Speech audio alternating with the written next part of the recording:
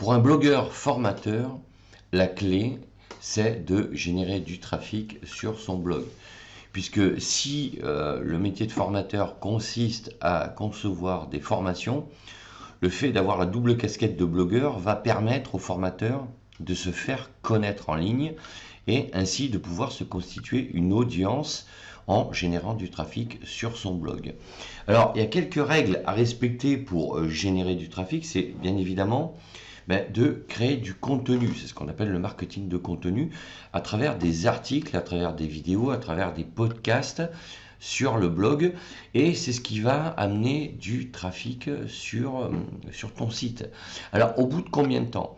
Alors, on estime qu'au bout d'un certain nombre d'articles, on va dire qu'à partir d'une vingtaine, trentaine d'articles, au bout de 6 mois, tu peux commencer à avoir du trafic, mais tu n'auras pas un trafic quotidien qui sera exceptionnel. Si tu pourras avoir peut-être entre une dizaine et une cinquantaine de personnes par jour, ce qui est déjà pas mal, mais bon, c'est vraiment pas suffisant pour créer une activité en ligne.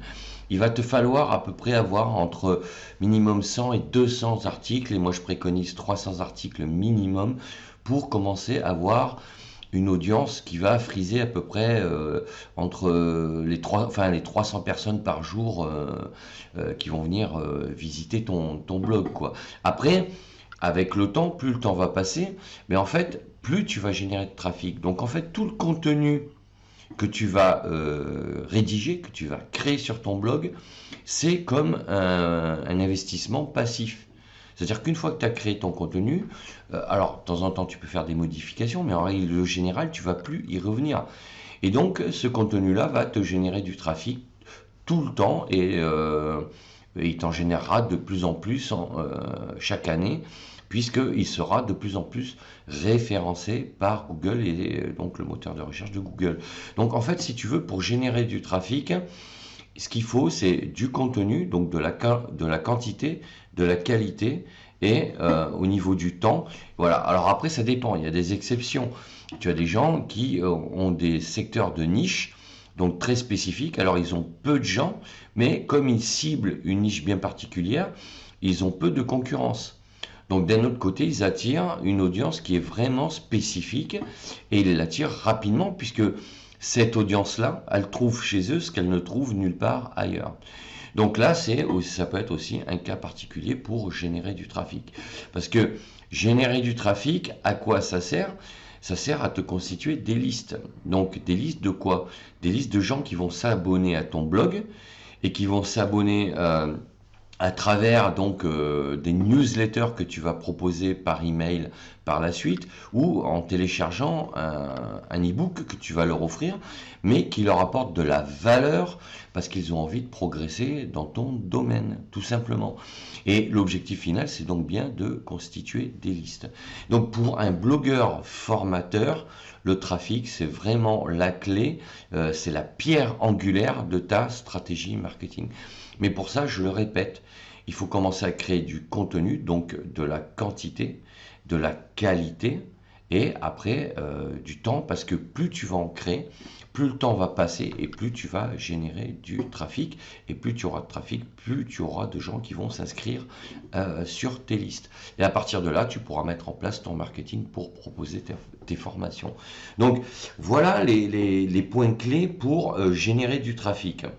Ensuite, voyons comment tu peux optimiser. Alors j'en ai déjà parlé, de la stratégie éditoriale, mais j'y reviens parce que c'est fortement lié pour générer du trafic. Il faut avoir une ligne éditoriale cohérente. C'est-à-dire que quand tu vas créer tes articles, tu auras créé des catégories d'articles sur ton blog et tu vas aborder différents thèmes, donc différentes approches de ton domaine sous forme d'articles, d'accord? Tu vas pouvoir parler, par exemple, je sais pas moi, si tu fais un blog sur la cuisine, tu vas parler tu vas proposer des recettes, tu vas proposer comment on prépare certains produits, et tout ça, ça va constituer des catégories. Et donc, en choisissant bien tes catégories, là aussi, tu vas envoyer un signal au robot de Google qui vont identifier la structure de ton blog, son contenu, Et après, quand ils scanneront tes articles, ils feront l'adéquation entre les deux. Et plus donc la structure de ton blog sera cohérente avec le contenu, plus tu as de chances d'apparaître dans les résultats de recherche de Google. Alors je parle de Google parce que Google c'est 95 à 97% des utilisateurs, hein. Donc voilà, après c'est bien si tu es repéré par les autres moteurs de recherche, mais voilà, Google aujourd'hui c'est le moteur de recherche le plus utilisé dans le monde.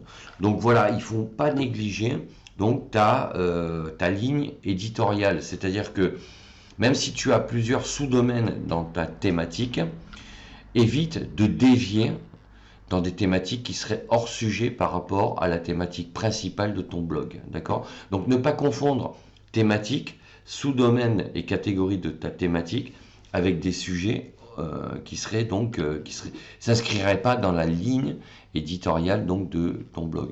Donc bien garder en tête ta ligne éditoriale, ça c'est hyper important. Donc voilà ce que je voulais dire sur le sujet. Donc si tu en es là ou que tu envisages de le faire, n'hésite pas à me dire en commentaire toi comment tu envisages de le faire et de procéder. N'hésite pas à mettre un pouce bleu vers le haut, t'abonner à la chaîne. Et sache que tu peux télécharger gratuitement mon guide Devenir formateur en ligne sur mon blog Cap sur vous. Tu as tous les liens dans la description de la vidéo. Je te dis à bientôt pour d'autres sujets. Ciao, ciao.